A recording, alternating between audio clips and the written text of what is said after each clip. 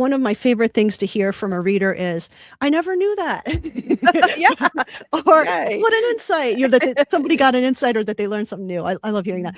But I really enjoyed reading obviously they're translated, but the original works of Evagrius. I liked reading he did a lot of writing.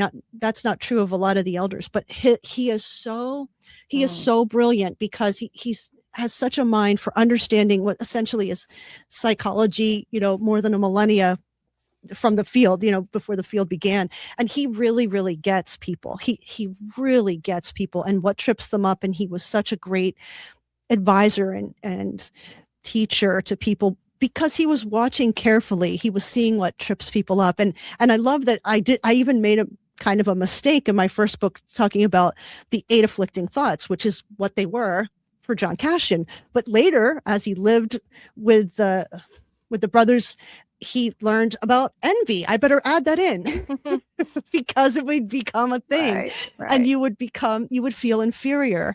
And so you would get, irritated by envy and the afflicting thought of envy. So a lot of my research involved reading some of the original things or obviously translations of them.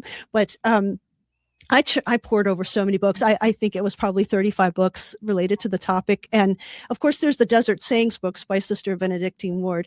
And Benedicta, she passed away not that long ago, but she's kind of the standard. If anybody has read the Desert Elder Sayings, they probably read her book.